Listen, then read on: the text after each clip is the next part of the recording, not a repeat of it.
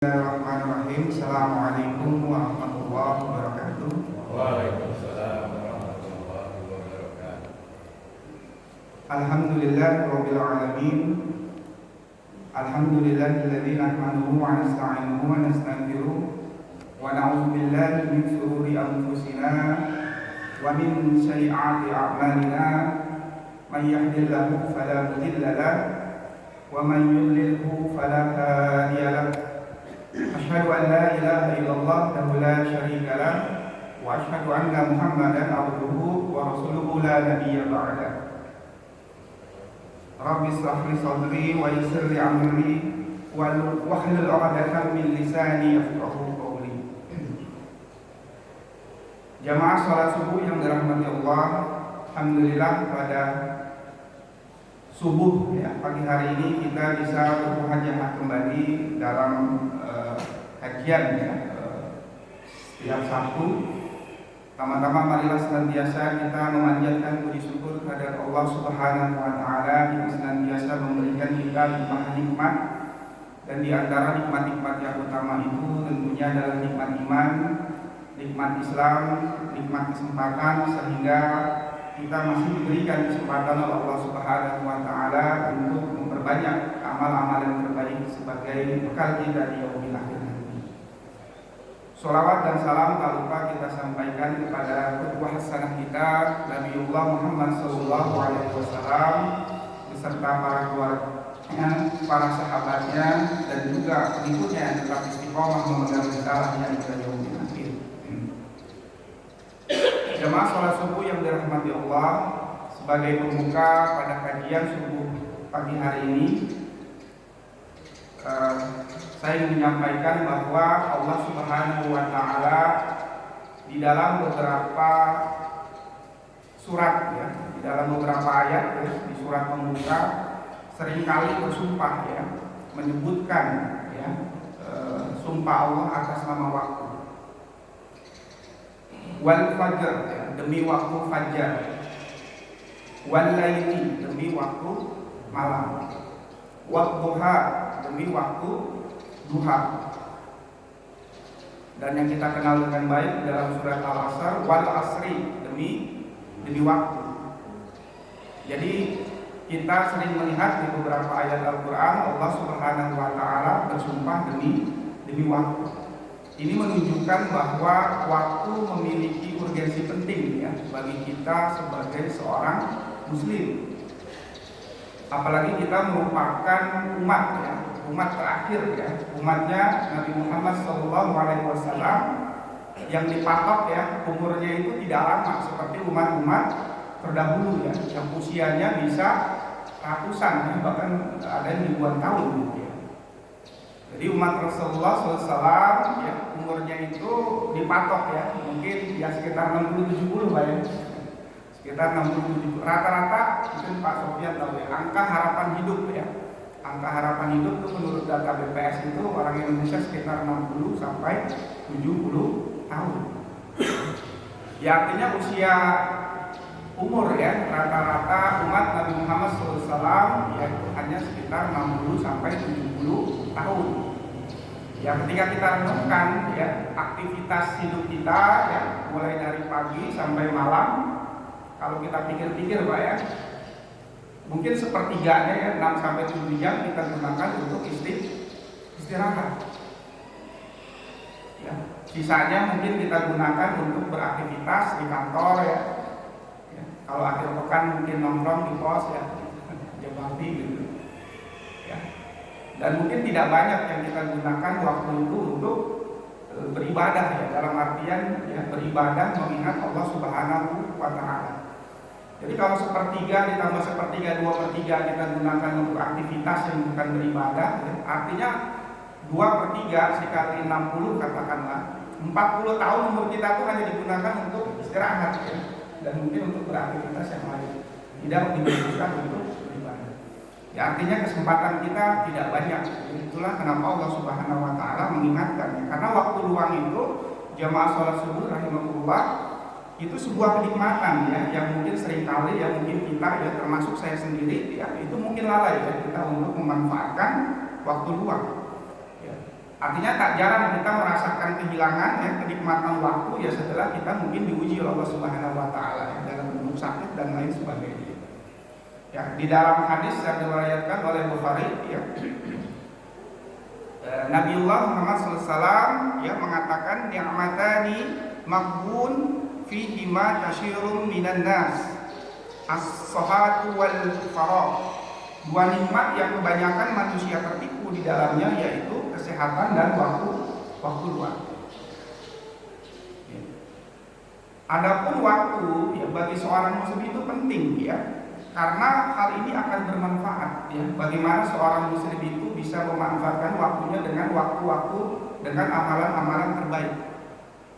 Karena waktu yang digunakan oleh setiap muslim ya, itu di akhirat nanti akan ditanyakan oleh Allah Subhanahu wa taala sebagaimana disebutkan dalam sebuah hadis yang diriwayatkan oleh Ibnu Mas'ud radhiyallahu an. Rasulullah SAW bersabda, tidak akan bergeser kaki anak Adam pada hari kiamat dari sisi rohnya sampai ditanya tentang 5 hal. Mungkin ini hadis ini sudah kita dengar ya. Yang pertama tentang apa ditanyakan? Yang pertama adalah tentang usianya, tentang umurnya.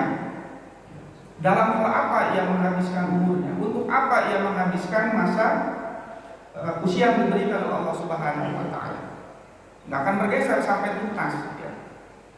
Ketika itu sudah ditanyakan, yang mungkin waktunya ya itu bisa sangat lama sekali, dan kita tahu bahwa dimensi waktu di akhirat dengan di dunia itu berbeda. Ya. Setelah ditanyakan tentang usianya, kemudian Allah Subhanahu wa taala menanyakan tentang masa mudanya. Untuk apa ia gunakan masa mudanya? Setelah ditanyakan tentang masa mudanya, kemudian Allah mengatakan tentang hartanya. Ya. Kemana ia dapatkan harta itu? Untuk apa digunakan? Dari mana harta itu diperoleh? Ya. Dan yang terakhir adalah tentang apa yang ia amalkan mengenai ilmunya. Ya. Ketika ia memiliki ilmu yang diberikan kesempatan ya, untuk disampaikan ya, sebagai ilmu jariah, untuk apa ilmu yang dia dapatkan itu digunakan? Nah, itu adalah 5 hal ya, jamaah salat subuh rahimahullah, yang akan ditanyakan kepada kita semua di hari kiamat. Nah, oleh karena itu senantiasa pada kesempatan pembuka kajian ini, marilah sama-sama kita selalu berdoa kepada Allah Subhanahu wa taala, semoga kita bisa memanfaatkan waktu-waktu sisa kita sebagai waktu-waktu terbaik, yang semoga itu menjadi bekal terbaik kita di yaumil akhir. Jamaah salat subuh rahimahullah ya. Mungkin ini masih melanjutkan ya materi yang sudah kita diskusikan sebelumnya, bahwa sampai hari ini ya, sampai detik ini ya, mungkin kita masih melihat ya, baik berita di televisi ya, baik berita di sosial media ya, atau mungkin di berita-berita atau informasi yang lain kita mendapatkan ya, bahwasanya salah satu isu yang menjadi perhatian dunia saat ini adalah tentang konflik ya, penjajahan ya dari Zionis Israel terhadap saudara-saudara kita di Palestina. Dan kita juga mungkin pernah ya membaca, melihat ya, terutama di sosial media ya, yang bagaimana arus informasi itu demikian ya mudah untuk kita dapatkan. Ya. Ada berita-berita ya, di mana yang kita juga sangat menyayangkan gitu ya, kalau orang-orang Barat ya, orang-orang non-Muslim ya, itu mungkin bisa kita pahami gitu ya, bisa kita mengerti gitu ya, ketika yang mereka nyatakan ya, atau yang mereka sampaikan ya di sosial media itu memberikan dukungan ya kepada Zionis Israel ya. Tetapi yang mungkin sangat kita sayangkan gitu ya, ketika bentuk dukungan itu dinyatakan ya terhadap saudara-saudara kita yang notabene Muslim gitu ya, bahkan tidak sedikit gitu ya kita melihat, membaca di berita ya, bahwa dukungan itu ya diberikan oleh saudara-saudara kita yang di Indonesia gitu, notabene mereka adalah Muslim gitu ya. Nah tentunya hal ini sangat kita sayangkan ya, sangat kita sayangkan, dan mungkin sangat prihatin ya dengan adanya pola pikir yang demikian. Bahkan yang baru-baru ini viral ya, viral ya. Bahkan banyak gitu ya yang notabene mengaku ulama ya, yang mungkin juga dikenal ulama, yang mendiskreditkan gitu ya perjuangan saudara-saudara kita di Palestina. Karena jelas ya di Palestina ya dari sisi sejarah ya, baik di Al-Quran yang di sejarah tertulis ya, di resolusi PBB yang sudah sampai 38 kali ya, itu jelas bahwa apa yang dilakukan oleh bangsa Israel, oleh Zionis Israel terhadap saudara-saudara kita di Palestina itu adalah sebagai bentuk penjajahan. Penjajahan ini dimulai secara resmi pada tahun 1948. Bagaimana suatu negara yang datang ke negara lain yang berdaulat di Palestina gitu ya, itu menyatakan kemerdekaannya. Sama seperti halnya mungkin negara-negara terdahulu yang menjajah bangsa kita, ya, bangsa Belanda, Portugis, Jepang itu menyatakan kemerdekaan di Indonesia gitu kan. Nah itu bayangkan ya bagaimana suatu negara berdaulat dijajah oleh negara lain yang menyatakan kemerdekaan di negara tersebut, bahkan ya melakukan ekspansi dengan membuat kemungkinan dan lain sebagainya sejak tahun 1948. Ya tentunya bentuk penjajahan ini kalau kita lihat ya itu dari konstitusi negara kita ya Undang-Undang Dasar 45 ya, ini merupakan suatu bentuk ya yang kita tentang ya, karena sudah jelas di dalam konstitusi ya, bahwa negara kita ya menentang ya, segala bentuk penjajahan ya, apalagi di Israel yang kita lihat saat ini itu bukan hanya bentuk penjajahan ya, tetapi juga adalah sebagai bentuk tragedi kemanusiaan ya. Jadi apa yang dilakukan oleh saudara-saudara kita di Palestina ya sebagaimana negara terjajah dan ingin mempertahankan tanah airnya ya melakukan perlawanan ya, dengan bentuk-bentuk yang bisa dilakukan pada saat itu sama seperti yang dilakukan oleh para pendahulu bangsa ini ya. Ketika Sultan Agung di Banten ya, menyerang Batavia ya, mungkin kita melihat wah Sultan Agung menyerang Batavia nih, wah berarti Sultan Agung ini mau memulai peperangan nih ya, wah berarti itu teroris gitu ya. Begitu juga Pangeran Diponegoro gitu di Jawa Tengah ketika melakukan perlawanan yang sampai dikhianati oleh Belanda ya, Belanda pada saat itu dunia Barat mungkin menganggap ya, dunia Barat disebutnya menganggap Pangeran Diponegoro itu teroris, sama seperti yang dilakukan oleh perjuangan saudara-saudara kita yang di Palestina ketika berjuang mempertahankan tanah airnya ya. Nah, itu banyak dicap macam-macam. Bahkan seorang ulama mengatakan bahwa sumbangan-sumbangan itu nggak perlu gitu ya. Nah, itu sangat menyedihkan gitu ya. Dari jika ada pertanyaan-pertanyaan itu dari saudara-saudara kita sesama muslim gitu ya. Bahkan kita tahu bahwa ya, Palestina itu merupakan suatu negara ya. Bahkan dari cerita dari beberapa ustadz ya, yang pernah ke sana, hampir di setiap rumah di Palestina ya, itu ada bendera Indonesia dan Palestina gitu. Jadi orang-orang Palestina sangat mencintai ya, sangat merasakan dukungan dari bangsa kita gitu ya. Dan dukungan bangsa Indonesia itu merupakan dukungan yang sangat diharapkan ya oleh bangsa Palestina. Makanya negara kita ya, presiden kita ya, dan juga menteri luar negeri sudah mengatakan dukungan yang jelas ya, dari negara gitu, bukan hanya dari individu ya. Nah, negara itu punya power yang sangat besar ya ketika memberikan dukungan ya. Nah itu yang perlu kita luruskan ya ketika ada saudara-saudara kita ya yang keliru ya membaca bagaimana peta konflik ya yang ada di Israel dan Palestina. Bahkan sudah sangat jelas ya, ya sebagaimana di dalam hadis yang disampaikan oleh Imam An-Nawawi ya Rasulullah SAW mengatakan la yu'minu ahadukum hatta yuhibba li akhihi ma yuhibbu li nafsihi. Ini jelas. Salah satu dari kalian tidak disebut beriman secara sempurna hingga mencintai saudaranya seperti dia mencintai saudaranya sendiri. Jadi ini boro-boro mencintai, boro-boro peduli yang memfitnah gitu ya. Bayangkan ya, kaum muslimin difitnah gitu ya, yang melakukan perlawanan terhadap penjajah itu difitnah gitu ya. Dengan mengatakan bahwa perlawanan itu dilakukan demi keuntungan secara ekonomi misalnya. Banyak pendapat-pendapat seperti itu. Nauzubillah min dzalik ya. Nah, jangan sampai kita melemahkan perjuangan saudara-saudara kita di Palestina ya, bahkan memberikan fitnah yang bisa melemahkan ya dukungan kita baik secara individu sebagai negara yang termasuk negara-negara lain ya. Nah, itu juga memberikan dukungan besar ya terhadap perjuangan karena semua sepakat memang itu adalah bentuk penjajahan.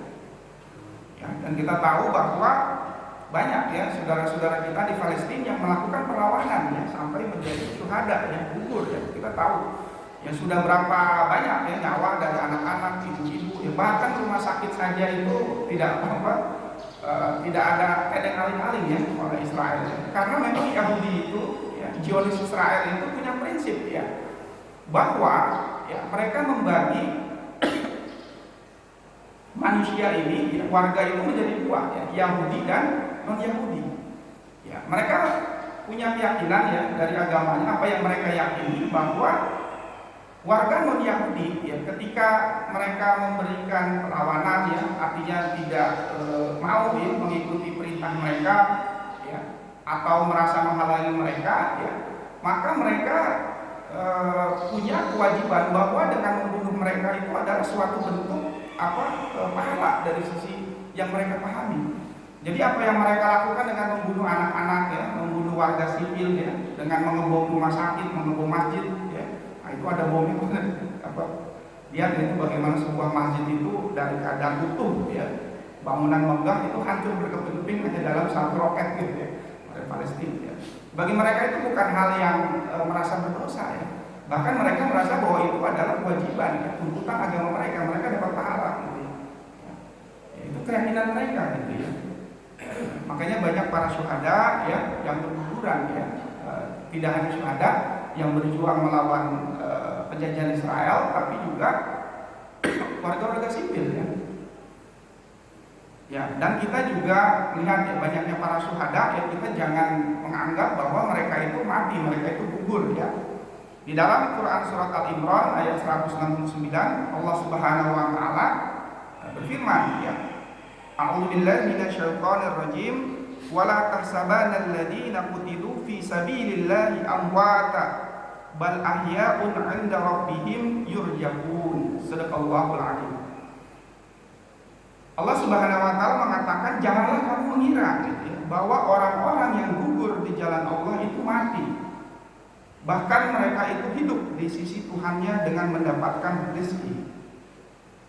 Di dalam beberapa tafsir ya, seperti tafsir Ibnu Katsir ya, kemudian tafsir Ibnu Hisham ya, dan juga beberapa kitab sirah ya yang mungkin terkenal ya, yaitu yang ditulis oleh Syekh Ramadan Al-Qurtubi ya. Terkait dengan ayat ini ya, menurut Ibnu Katsir ya, Allah menceritakan perihal para syuhada bahwa sekalipun mereka gugur ya, terbunuh ya akibat peperangan dalam kehidupan di dunia ini, sesungguhnya apa mereka tetap hidup, diberi rezeki di alam yang kekal ya, di akhirat. Banyak para ulama juga menafsirkan ya, ayat di surat Al-Imran ya, ayat ke-169 ini dengan berbagai peristiwa gugurnya para syuhada ya. Salah satunya menurut Ibnu Jarir adalah terkait dengan peristiwa Ar-Raji dan Bir Maunah ya.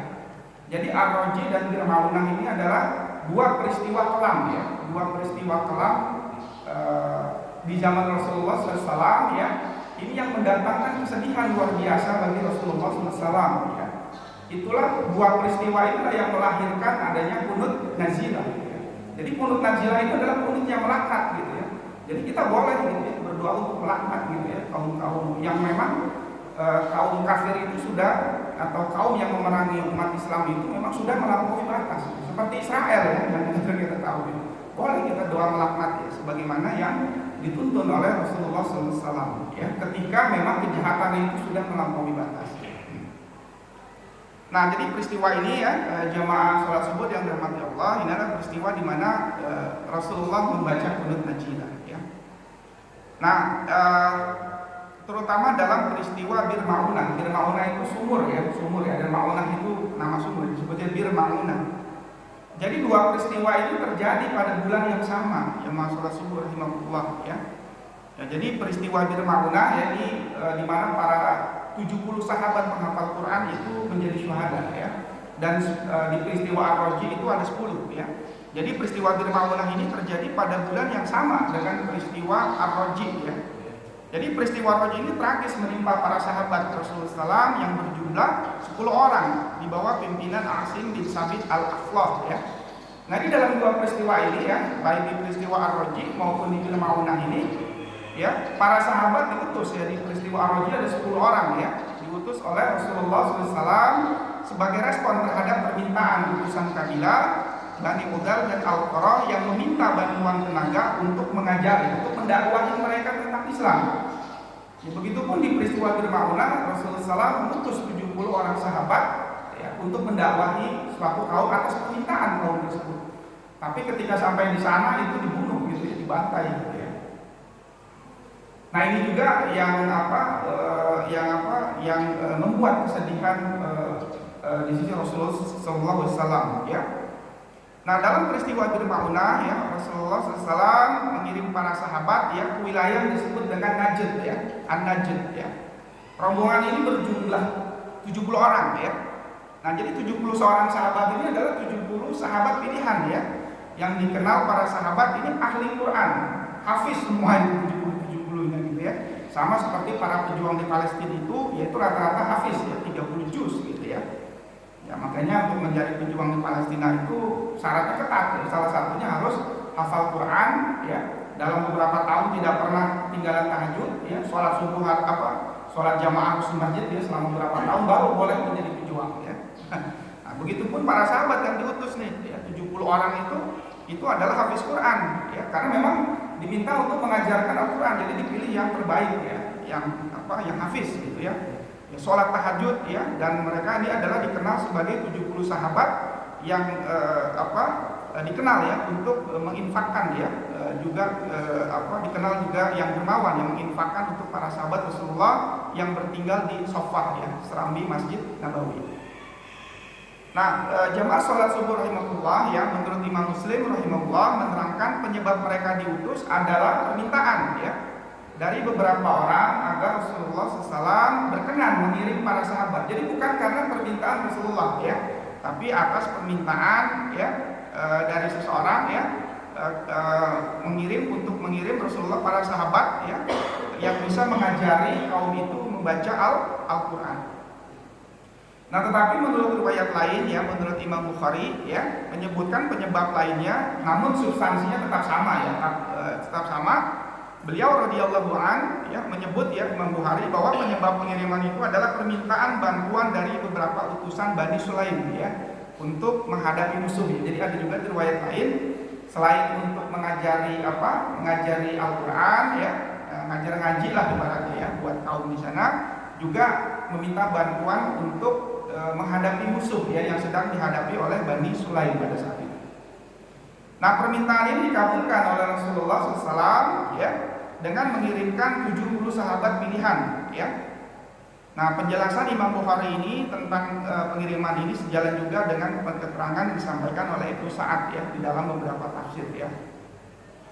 Nah Ibnu Ishaq rahimahullah menyebutkan bahwa seorang bernama Al-Bara, jadi yang meminta ini diriwayatkan adalah seorang bernama Al-Bara ya, Amr bin Malik ya, menemui Rasulullah SAW di Madinah ya. Pada saat itu Rasulullah itu masih dalam hijrah ya, posisinya masih di Madinah ya.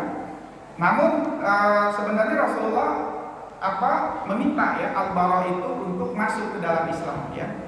Nah tetapi Al-Bara ini tidak merespon secara langsung ya tentang ajakan ya Rasulullah ya. Ia tidak menunjukkan apakah dia mau menerima atau tidak ya. Nah, tetapi sebelum ia memutuskan menerima atau menolak ya, artinya belum memutuskan menerima atau menolak, kemudian ia mengatakan, "Wahai Rasulullah, sekiranya engkau berkenan mengutus sahabat-sahabatmu kepada penduduk Najd ya, untuk mendakwahkan agamamu kepada mereka, aku sangat berharap mereka menyambutnya." Nah, jadi memang permintaan untuk mengirim ya 70 sahabat ya ke An-Najd ini itu adalah atas permintaan sahabat Al-Bara yang juga mereka dia itu tinggal di situ gitu ya, tinggal di wilayah tersebut. Ya. Nah, kemudian Rasulullah mengatakan, "Aku mengkhawatirkan ya perlakuan penduduk Najd atas mereka." Nah, kemudian Al-Bara mengucapkan kalimat yang meyakinkan Rasulullah SAW, "Aku yang akan menjamin mereka." Nah, peristiwa ini digambarkan di dalam tafsir Ibnu Hisham.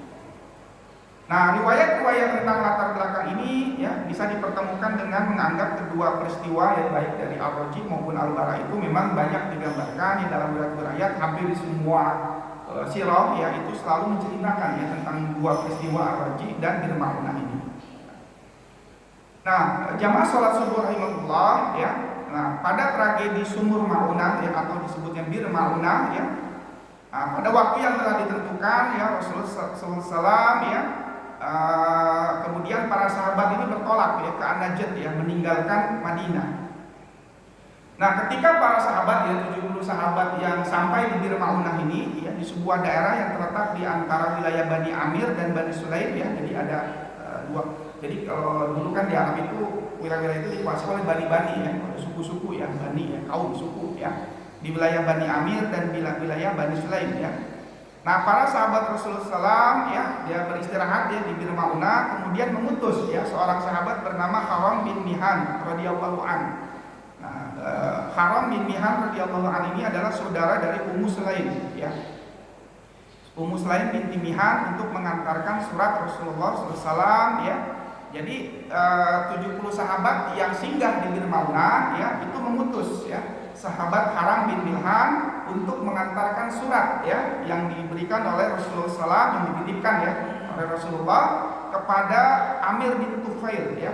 Nah, Amir bin Tufail ini ya, ini adalah sepupu dari Al-Bara yang meminta ya, yang meminta Rasulullah untuk mengirim para sahabat untuk mendakwahi kaumnya. Namun Amir bin Tufail ya, ini tidak menghiraukan surat itu ya. Bahkan ia memberi isyarat ya. Jadi ketika sahabat Haram ini datang ya pada sekelompok ya, Amir bin Tufail itu dengan kaumnya itu lagi berkumpul ya. Nah, jadi ketika si Haram bin Milhan ini menyampaikan surat ya, bahwa dia ingin mengajak ya, ingin mendakwahi mereka. Nah, tanpa ujug-ujug si Amir bin Tufail ini mengirim isyarat ya kepada salah satu orang yang lagi ngumpul di situ ya, untuk menombak ya. Menombak itu apa? Ditikam dari belakang si Amir Haram bin Milhan ini ya, atas isyarat. Jadi ya kayak orang lagi ngadep, saya minta tombak tuh gitu ya. Nah, itu langsung dibunuh dari belakang ya, ditombak dari belakang ya, sahabat Haram bin Milhan.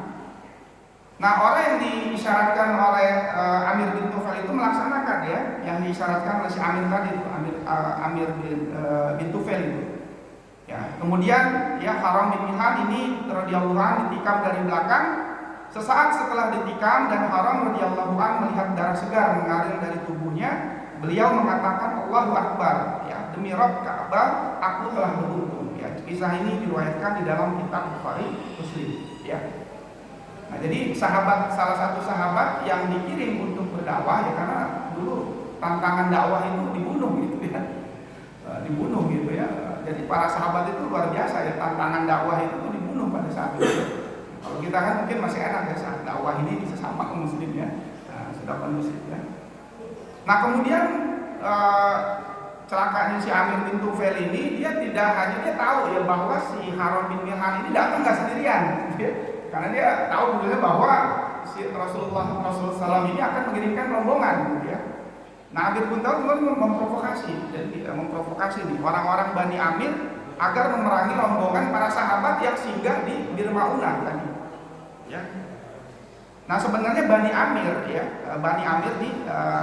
menolak ya ajakan Amir bin Tufail ya, karena para sahabat Rasulullah tahu ya bahwa para sahabat yang diutus oleh Rasulullah itu adalah atas tanggungan kaumnya sendiri, Al-Bara yang meminta gitu ya, untuk mendakwahi beliau. Jadi si Bani Amir nggak mau lah, itu kan yang minta saudara kita di sana kan untuk mengirimkan pendakwah gitu ya kepada kaumnya. Nah, si Al-Bara merupakan kaum dari Bani Amir ya. Si Amir bin Tufail ini meminta ya kepada Bani Amir, tapi ditolak ya, karena dia tahu bahwa Al-Bara itu menjamin ya. Nah, tetapi Amir bin Tufail ini ya sama ya, karena orang kafir itu kalau sudah memerangi itu kebencian itu luar biasa gitu ya. Nah, sama seperti Israel gitu ya.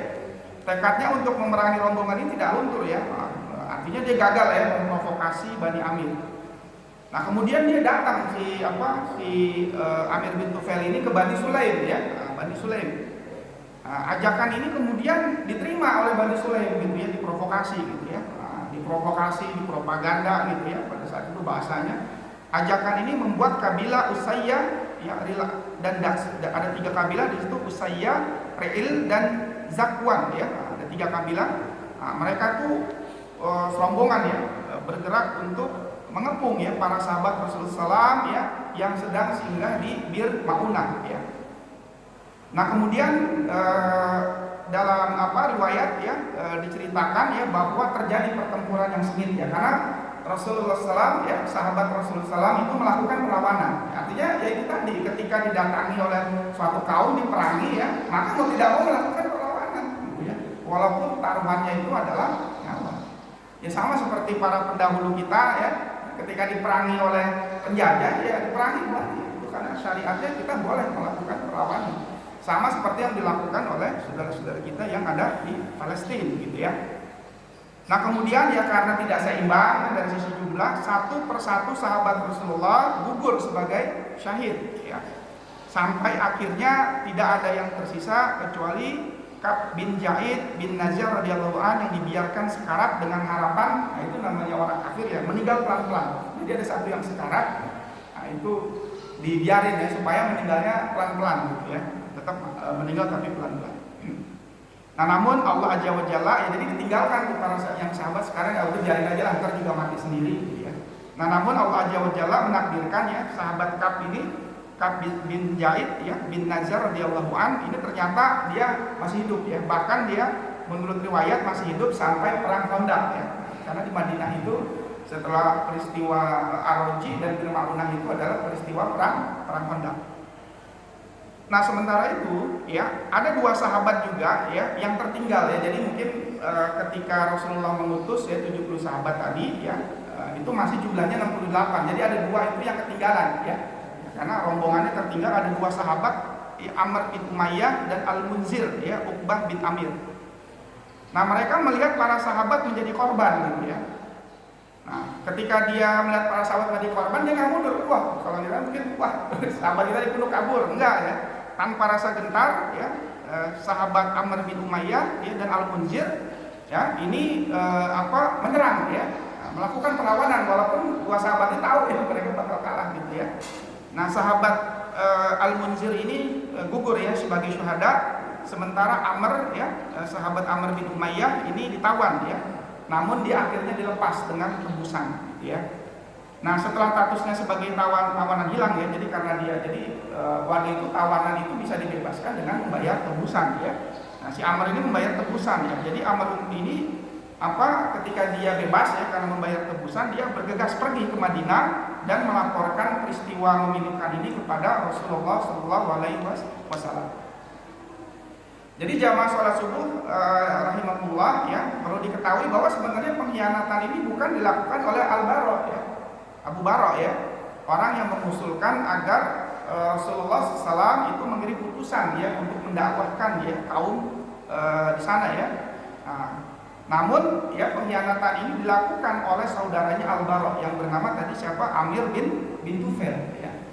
Jadi Al-Bara ini juga sebenarnya meminta ini atas keinginan kaumnya juga ya si Amir bin Tufail itu ya, tapi memang itu untuk dijebak ya pada saat itu. Nah setelah tragedi itu ya kemudian ya karena Al-Bara ini tahu ya bahwa wah nggak enak gitu ya, dia yang meminta supaya kaumnya didakwahi gitu ya, dan Al-Bara menjamin bahwa aman gitu ya, tetapi dibunuh gitu ya.